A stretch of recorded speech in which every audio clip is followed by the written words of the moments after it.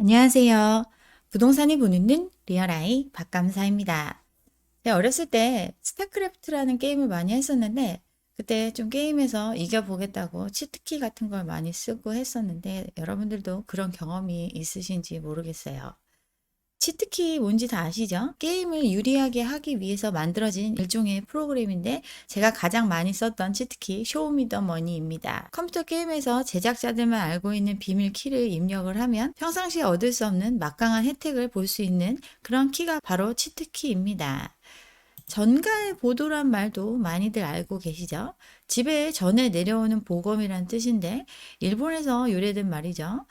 아주 매우 위급한 상황이 되지 않으면 이 필살기인 전가의 보도를 사용하지 않을 만큼 굉장히 귀하게 여기는 보물 같은 거, 이걸 전가의 보도라고 하는데 우리나라에서는 조금 다른 의미로 쓰이고 있죠. 아무 때나 쓸 수 있는 해결책이라는 의미로 처음에는 썼었는데 요즘은 굉장히 부정적인 의미로 쓰고 있습니다. 어떤 문제를 해결하기 위해서 마구 남발하는 상투적인 논리나 대책을 우리는 쓰고 있어요.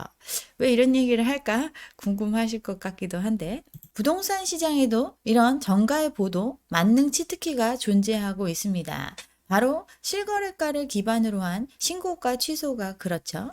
부동산 시장처럼 그 가격을 쉽게 알 수 없는 물건의 경우는 얼마에 거래됐다. 이게 굉장히 중요한 지표가 됩니다.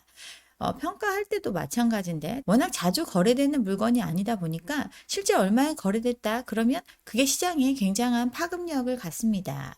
이런 점을 이용해서 시장에 만능 치트키로 썼던 거 바로 실거래가를 통한 집값 띄우기입니다. 신고가 취소, 부동산 시장의 버블을 만드는데 지대한 공헌을 한 만능 치트키였어요. 19년 초반 이제 거래가 거의 사라지다시피 거래량이 급감을 했고 가격도 주춤하던 시기였어요. 근데 이때 공급 부족 논리가 나오기 시작을 합니다. 분양가 상한제가 도입이 되면 공급이 부족해진다. 계속해서 실거래가가 오르고 있다. 신고가 경신 단지가 쏟아진다는 얘기가 매일같이 나왔습니다. 분양가 상한제 때문에 공급이 부족해진다. 말이 안 되는 얘기임에도 불안 심리를 자극을 했고 서울 집값에 기름을 부었다. 그래서 거래가 줄어드는 상황에서도 다시 집값이 더 오를 수밖에 없다. 이런 얘기를 쏟아냈어요. 분상제의 풍선 효과로 서울의 아파트 값은 하루가 다르게 오르고 있고 신고가 비중이 늘어나고 있다. 사람들의 심리를 자극을 했습니다. 오늘이 가장 쌀 때다. 매일매일 가격이 오르고 있고 이래도 거래가 안 되는 건 매물 잠김 때문에 비롯되는 현상이다. 한두 건의 매매가 호가를 오르게 하고 집값을 상승시키는 이런 시장이 됐다고 모든 사람들이 받아들이는 그런 시기를 겪었습니다. 거래량이 떨어지면 가격이 내린다. 아주 기본적인 명제임에도 부동산 시장만은 다르다. 거래는 줄지만 값은 오르고 있다. 이렇게 당연하게 받아들였습니다. 거래 절벽에도 매수 심리는 꼿꼿하고 신고가는 계속되고 있다고 거래량이 76%나 감소를 했지만 거래가 되면 계속해서 전 거래보다는 비싸게 팔린다며 사람들을 불안하게 했어요. 거래가 안 돼도 가격은 오른다. 이 논리가 부동산 시장에서는 응당 맞다고 여겨졌습니다. 분상제 도입 전이든 후든 시세보다 낮은 분양가 덕에 모든 분양은 성공적으로 이루어질 수 있어요. 로또 분양의 기초가 됐죠. 한두 건 거래된 그 고가 거래와 비교했을 때 싸게 분양한다고 하니까 청약시장은 인산인해를 이뤘어요. 로또 청약 열풍을 가져오게 된 거 바로 신고가에 있었습니다. 분양 완판의 공식도 통용이 됐죠. 제가 이거 얘기했던 건데 사람들 오늘이 가장 쌀 때다. 돈 많은 사람 많아서 내가 사놓으면 누군가 더 비싸게 사주는 시장이다. 이런 걸 머릿속에 심어줬죠. 비상식적인 실거래가 신고가 나타나면 그거보다 싸게 파는 분양이 그 근처에 있다고 대대적으로 홍보를 했습니다. 사람들의 불안과 탐욕을 자극해서 이 많은 물량, 이 비싼 물건을 다 깔끔하게 팔아칠 수 있었던 시장, 이 수년간 상승장에 겪어왔던 공시가도 같은 일이죠. 매일매일 신고가를 경신한다는 이런 얘기들은 시장에 정상적인 가격으로 물건을 내놓으려온 사람들 마음마저 다치게 만들었죠. 매물 잠금 효과를 가져온 것 바로 신고가 경신입니다. 최근에 나온 기사인데 헬리오시티 국평 전세가 4억에 나왔죠. 주인은 13억을 대출받은 영끌족이었어요. 지금 시세가 8억대인데 4억짜리 물건이 나온 이후 융자 빼고 뭐 이러고 나면 전세금 돌려받기가 곤란할 것 같은 상황이기 때문에 그 집을 사람들이 기피하니까 전세금이 이만큼 내려오게 된 겁니다. 높은 융자가 껴있기 때문에 전세가 이렇게 낮게 나온 건데 이 집주인한테 중개업소들이 차라리 집을 팔라고 권유를 많이 했지만 집주인 입장에서는 팔지 못하죠. 23억 8천까지 찍었다는 집값 그 경험이 있기 때문에 18억대에 지금 집을 파는 일 그 선택을 하지 않습니다. 최고가가 아른거리니 껍데기뿐인 집이라도 끌어안고 있으려는 전형적인 매물 잠김의 모습 가장 끝에 몰린 사람마저 매물을 내놓지 않고 싶어하는 그 심리를 보여주고 있어요. 매일매일 쏟아지는 신고가 경신 기사는 매물 잠금 효과를 발생을 시켰습니다. 높은 신고가 경신은 그 사이에 저가 매물이 출현하지 않도록 하는 역할을 수행을 했는데 그렇게 믿었던 신고가가 취소되는 일이 많았고 이는 시장을 교란하는 원인이 됐습니다. 똘똘한 한 채 몰려있다는 강남이 더 극심하죠. 21년에 43억에 팔렸는데 그 뒤로 거래가 거의 없죠. 그러다 22년에 49억 4천 6억이 올랐다고 거래는 없었지만 가격은 오르고 있었다. 강남 불패의 대표적인 사례로 언급이 됐었는데 그 거래가 취소가 됐습니다. 그런 거 워낙 많죠. 용산의 한 아파트 1년 전보다 15억이나 더 비싸게 팔렸다고 했는데 그 거래도 취소가 됐어요. 지금 거래 취소된 거 실거래가 중에서 비중이 낮다고 이야기들을 하는 사람도 있지만 더 악질은 취소 안 하고 그냥 세워라 내어라 가지고 있는 사람들 많죠. 매매 계약 없이 거짓 신고된 사실이 확인이 되면 꼴랑 3천만 원의 과태료를 부과를 합니다. 이거 조사해가지고 매매 계약 없는 거 찾아내기 쉽지 않겠죠. 통정해서 계약서 만들고 의도를 가지고 형식을 갖춰놓은 계약에 대해서는 단속할 길이 없습니다. 신고가가 찍혀도 그게 시장에 영향을 안 주는 경우도 있습니다. 양주 여기 GTX 호재 운운하기 전에 그 전에 찍었던 영상에서 제가 지금 가져온 건데 이렇게 실수요 위주의 시장에서는 아무리 높은 실거래가가 찍혀도 실제 거래가가 워낙 많이 있기 때문에 가격이 그걸 따라서 올라가지는 않습니다. 완만한 물결형 모양을 보이는데 호가를 띄우기 위한 시장, 계단식의 양상을 보인다고 설명을 드렸어요. 거래가 없는데도 어쩌다 한 건 거래되면 수억이 오른 거래가 찍히죠. 또 그리고 한두 건의 거래가 또 다른 시세를 만들어냅니다. 이런 현상이 부동산 과열이 극에 달했을 때는 대부분의 단지에서 나타났습니다. 송도 지금 반값으로 떨어졌다고 하는데 이런데도 그렇죠. 거래는 없고 한두 건의 거래가 시세를 끌어올리는 이런 시장이었습니다. 근데 그 한두 건의 거래가 거짓이었을 때 과연 이 시세 우리는 신뢰할 수 있을까요? 2019년 초만 해도 거래는 잦아들고 시장은 안정화될 수 있는 기회가 있었습니다. 그렇지만 여전히 수많은 분양 물량이 대기 중이었죠. 드문 거래가 수억씩 오른다고 하니 사람들의 불안은 자극이 됐고 시세보다 낮은 청약에 모두가 몰려갔습니다. 이런 청약에서 소외된 젊은 층까지 가세하면서 저리의 유동성을 타고 가격은 천정부지로 치솟아 오르게 됐어요. 이후에 팬데믹 유동성이 더해지면서 더 큰 상승이 가능했던 시장입니다. 이렇게 뛰어왔던 시장 너무나 기반이 약했기 때문에 지금 꺼지고 있습니다. 이 과정에서 언론은 불을 지피는 역할, 또 그 불을 유지시키는 역할을 해왔죠. 잠잠했던 양주마저 GTX 호재를 통해서 다 완판시키고 또 젊은이들 여기서 덤태기 쓰고 집 사게 그런 시장을 유도했습니다. 거래가 안 돼도 비싸게 팔리는 시장, 비정상적인 시장임에도 이를 정상으로 여기고 이걸 당연하게 받아들이는 그 인식 덕분에 부동산으로 발생할 수 있는 수많은 문제들은 이 시기에 더 싹트게 되죠. 거래가 사라져도 계속해서 신고가 경신한다고 하고 전세난 하면서 높은 전세가를 받을 수 있다고 하니까 갭 투자가 기승을 부리게 됐습니다. 그 결과가 지금 발생하고 있는 역전세 전세 사고 그 원흉이 되는 갭 투자자의 양산을 이끌었죠. 비규제 발표 후에 가서 싹쓸이 한 다음에 2배 넘게 비싼 값에 영끌들한테 팔아 넘겼죠. 이렇게 자산 가격이 오르는 시장에서 소외되지 말고 있는 돈 없는 돈 끌어 모아서 안 되면 갭 투자라도 하라고 이렇게 사람들을 시장으로 불러들였어요. 입주나 집주인이 바뀌고 돈 한 푼 없이 집 사는 사람들, 그런 길이 있다고 영끌들, 집주인이 되게 부추겼죠. 전세자금 대출로 한껏 부풀어 오른 전세가에 기대서 실수요자들은 별로 선호하지 않는 지역의 물건을 가서 샀으니 역전세, 깡통전세 나오는 거 당연한 수순이었어요. 각종 호재의 집값은 오른다고 하고 실거래가보다 1억을 더 비싸게 내놔도 팔린다고, 거래는 줄어들어도 집값은 계속 오른다. 호수가 보이면 25억, 분양권은 20억, 강남이 아닌 지역도 10억 클럽, 20억 클럽, 30억 클럽에 가입하고 있다고 모두를 자극해온 시장이죠. 20억 클럽에 가입한 광교 신도시에 10억도 안 되는 금액의 분양을 한다고 하면서 이 비싼 물건들을 사람들이 땡빛 내서 못 사서 안달인 시장을 조성했습니다. 아예 거래가 사라진 시장에서도 신고가 12억 찍었다 해대 가면서 3억 로또라고 비싼 분양가에 파는, 결국엔 미분양이 났지만 이런 마케팅을 끝까지 벌여왔습니다. 불이 번진 부동산 시장, 그 불이 꺼지지 않도록 각종 노력을 해댔습니다.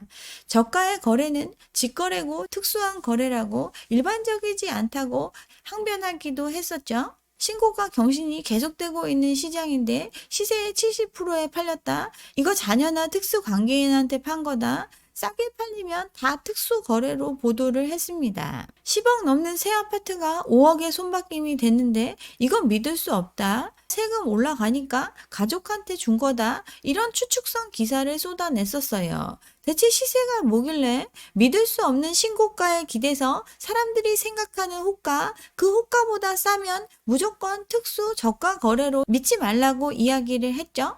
거래가가 떨어지니 이건 다주택 외인이 급하게 판 물건이다. 스토리가 있는 물건이다. 절대 이건 시세에 영향을 줄 수 있는 거래가 아니니까 믿지 말라. 이런 세세한 이야기까지 전해주면서 시장의 불을 꺼트리지 않으려는 노력을 해왔죠.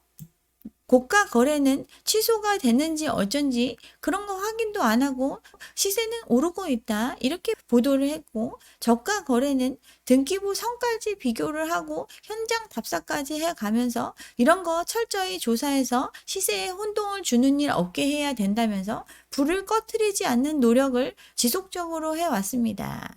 근데 거래가 자취를 감추고 그 상황이 장기화되면서 가격은 떨어지고 조정이 되니까 태세 전환을 했던 언론들 좀 잠잠한 듯 하더니 다시 불지피기를 시작하고 있습니다. 일산 부동산 대책 이후에 거래가 좀 많이 늘어났어요. 그래봤자 2,000건대인데 금리는 누르고 대출은 더 해주고 있는 규제 없는 규제 다 풀면서 지금 이렇게까지 하는 이유, 바로 부동산 시장의 경착륙을 방지하기 위함입니다. 부동산 시장의 경착륙, 가게가 자산을 잃게 될까봐 그걸 걱정해서가 아니죠. PF 부실 문제 터지지 않게 하려고 지금 기업의 빚을 가계로 돌리는 그 일환으로 빚내서 집사라를 하고 있는데 여기에 현혹된 사람들 집 사고 있습니다. 그래서 거래가 좀 살아났어요. 그랬더니 다시 반등의 희망을 품은 기사들이 속속 쏟아지고 있죠. 미분양 났던 거 분양 완판되고 가격은 반등하고 있다. 이런 기사들이 쏟아지고 있습니다. 서울 아파트 금매 다 팔렸다고 하고 상승 거래가 이어진다고, 이런 기사들 요즘 많이 나오죠. 또 실수요자 심리를 자극하기 위해서 외지인들이 지금 다 주성하고 있다고 하죠. 집값이 빠른 반등이 기대되니까 늦기 전에 집 사라. 이런 기사들 요즘 심심치 않게 나오고 있습니다. 근데 실상은 그렇지가 않죠. 미분양 10만 호까지 각오하고 있고 아직 분양가 높다고 국토부 장관 이야기하고 있습니다. 부동산 시장 급성수기 때 나온 물량들이니까 분양가 지금 주변 시세보다 30% 이상 비싸니까 아직 안 팔리고 있다. 이건 가격이 조정돼야 소진될 수 있겠죠. 그동안 겪어왔던 시장, 그 거품에 현혹됐던 과거의 경험이 있기 때문에 아직 관망하는 사람들이 많고 지금 거래량 좀 늘었다. 이것만 가지고 대세적인 반전을 판단할 수 없는 그런 시장인 거 정부도 알고 있습니다. 이 와중에 신고가 취소에 대해서 다시 또 단속을 하겠다 이런 얘기가 나오고 있어요. 너무 늦은 조치고 이를 가려내기엔 일을 했던 사람들이 훨씬 더 똑똑합니다. 법망을 피해서 할 수 있는 조치들을 이미 다 해놓은 거래들입니다. 그치만 그 거래에 기대서 사람들이 생각하는 호가는 올라가 있는 상황이죠. 적정 금액이 어디에 있는지 사람들은 알 수가 없습니다. 21년부터 22년까지 서울 아파트 계약 해지 건수 2,100건에 달하는데 그중에 44%가 최고가 거래였습니다. 21년 하반기부터 거래는 주춤을 했고 22년까지 거래가 사라진 시장 꽤나 오랜 시간 유지가 됐습니다. 그 사이에 해지된 게 2,000건이 넘고 그중에 44%가 최고가 거래였어요. 이렇게 시세만 띄워놓고 얼마 지나지 않아서 취소됐고 그 사이에 비싸게 산 사람들 이미 발생을 했습니다. 시장에 이미 피해자가 양산되어 있어요. 여전히 미분양이 쌓이고 아직 비싸다고 부양책을 하고 있는 정부조차 알고 있습니다. 미분양이 쌓인다는 거 PF 시장의 위기가 현실화됨을 의미하고 이는 살아나는 시장이 아님을 뜻합니다. 이런 시장에서 이제 신고가 교란 행위를 단속한다고 하지만 이미 피해자는 양산되어 있습니다. 뒤늦게나마 소수를 구제할 수 있겠지만 그마저도 큰 효과를 기대하기는 어렵습니다. 금방 기사에 언급됐던 위례의 한 아파트 여기 취소된 거 13억 6,500, 14억, 14억 4천 이렇게 점점 올라간 금액의 거래는 취소가 됐습니다. 그러니 실제 이 사이사이 13억 4천에 팔렸던 거 3일 후에 13억 8천에 산 사람이 나타났고 그리고 2주 후에 14억에 산 사람 또 일주일 후에 15억에 산 사람도 생겨났습니다. 지금 현재 금액 입주 때 9억 정도 했었는데 그거보다 떨어진 8억, 7억 8천까지 가격이 조정이 됐습니다. 이 사이에 산 사람들, 이들 취소된 신고가만 믿고 그거보다 싸다고 하면 사들인 이미 피해를 입은 사람들입니다. 2020년, 21년, 그리고 22년 내내 오른다고 하면서 위로 올라간 시장입니다. 거래는 단지별로 1년에 한두 건도 없는 그런 단지가 수두룩한 시장이었어요. 그렇지만 그렇게 가뭄에 콩나듯 거래된 그 거래들 중에서 취소된 신고가 거래는 시세를 견인할 수 있었습니다. 만능 치트키처럼 쓰인 거 바로 신고가 거래였어요. 거품의 주범이라고 볼 수 있습니다. 근데 대부분 걸릴 일이 없고 걸려도 끼케야 3천만 원의 과태료만 내는 그런 손쉬운 방법이었습니다. 시장에서 통하는 정가의 보도 안 쓸 이유가 없었던 시장이었죠. 그래서 그동안 꾸준히 해왔던 거 바로 신고가 거래 후 취소입니다. 제가 그래서 영상을 통해서 수년 전부터 이걸 강조해 왔어요. 3년 전에도 얘기했죠. 거래가 없는데 거래만 되면 가격은 훨씬 더 올라간다. 이런 거래를 하는 사람들 수상하거나 멍청한 거라고. 근데 멍청해서 그렇게 하는 거 아니니까 수상한 거에 더 가깝다. 이런 얘기를 3년 전에도 했습니다. 2년 전에도 했죠. 끊임없이 계속되는 신고가 경신, 뭔가 문제가 있다. 정책이 실패해서 강남은 신고가 경신 중이다. 근데 이런 거 거래가 없는 상황에서 다 믿어서는 안 된다. 신고가가 계속되는 것, 이를 통해서 만들어진 심리로 왜곡되게 반응하는 부동산 시장임을 꾸준히 이야기했어요.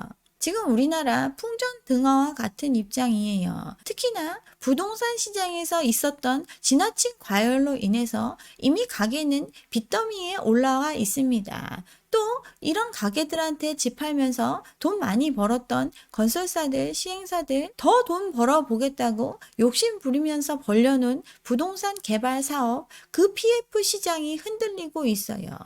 여기에 인플레이션 때문에 고금리의 긴축의 시대가 왔습니다. 긴축의 과정을 겪으면서 치러야 하는 대가는 분명히 존재를 하고 이를 치러야 하는 상황인데 자산의 80%가 부동산에 묶여있는 우리나라, 이를 버텨내야 합니다.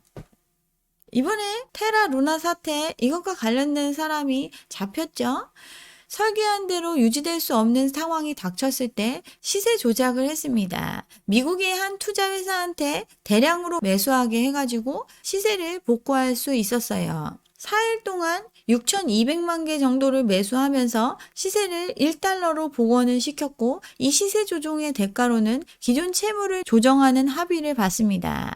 테라폼랩스 시세를 조작한 사실을 숨긴 채 소셜미디어를 통해서 이렇게 가격이 다시 안정화됐다. 이 안정성을 보장하는 알고리즘 구조를 오히려 홍보하면서 더 많은 투자자를 끌어들였습니다. 수익률 20%를 보장을 하니까 투자금이 50배나 급증을 했죠. 다른 미국 회사랑 짜고 시세를 조작을 했고 성장세가 지속된다, 안정성이 강하다, 사람들을 현혹해서 수많은 사람들이 여기에 돈을 집어넣습니다. 투자를 하면 20%의 수익률 보장, 어디에도 없는 수익률이죠. 이러니 투자금이 몰리는 현상이 일어났고 1달러 아래였던 시세가 120달러까지 치솟아 올랐어요. 부동산 시장과 너무나 닮아 있죠. 오늘이 가장 쌀 때다. 오늘 사면 내일 오른다. 신고가 경신, 수익률을 보장해주고 있는 거죠. 이러니 사람들 있는 돈 없는 돈 끌어모아서 이 시장으로 달려가는 현상 꼭 닮아 있습니다. 똑똑한 사람들도 그럴듯해 보이는 홍보에 속아서 투자했다가 재산을 날리게 됐죠. 장기적으로는 루나의 가치가 성장한다. 가만히 앉아서 내가 하는 것만 따라하면 이익을 얻게 된다. 이렇게 얘기를 하니 집담보로 돈 빌려서 테라 매수하고 교육비로 모아뒀던 돈 투자했다가 전액 손실을 보는 이런 피해자가 양산이 됐어요. 테라 자산시장의 거품, 기본적으로 유동성이 풍부해야 만들어질 수 있습니다. 그 과정에 조작과 그럴듯한 홍보를 통해서 이 거품은 극대화되는 과정을 거칩니다. 결국 원래 가치보다 훨씬 더 가격을 부풀리는 것, 그게 바로 거품이고 그 거품의 핵심은 시세 조작에 있습니다. 거품의 크기를 결정하는 것, 얼마만큼 시세가 조작이 되고 얼마만큼 그게 그럴듯하게 포장됐느냐 이에 따라서 결정이 됩니다. 코인 같은 경우는 생소하니 그 빈틈을 통해 이런 시세 조작이 판을 쳤고 수많은 피해자를 양산해냈습니다. 우리나라 부동산 시장 지금 이 사태와 매우 닮아 있습니다.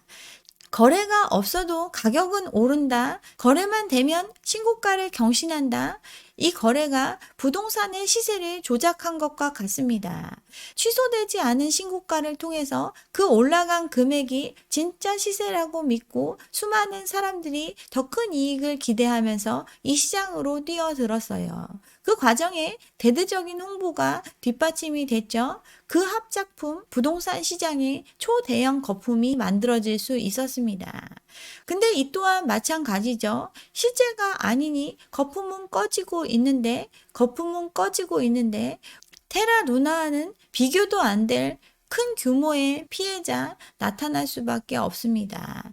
국민 대다수가 결부되어 있다고 해도 과언이 아니죠. 자산의 80%가 부동산에 기대 있는 우리나라, 이 거품이 꺼지는 과정에서 얼마나 많은 피해자가 나타날지 암담한 지경입니다. 네, 여기까지 오늘 준비한 내용이고요. 오늘 제 영상이 좋았다면 좋아요와 구독 잊지 마시고 다음 영상도 함께 해주시기 바랍니다. 감사합니다.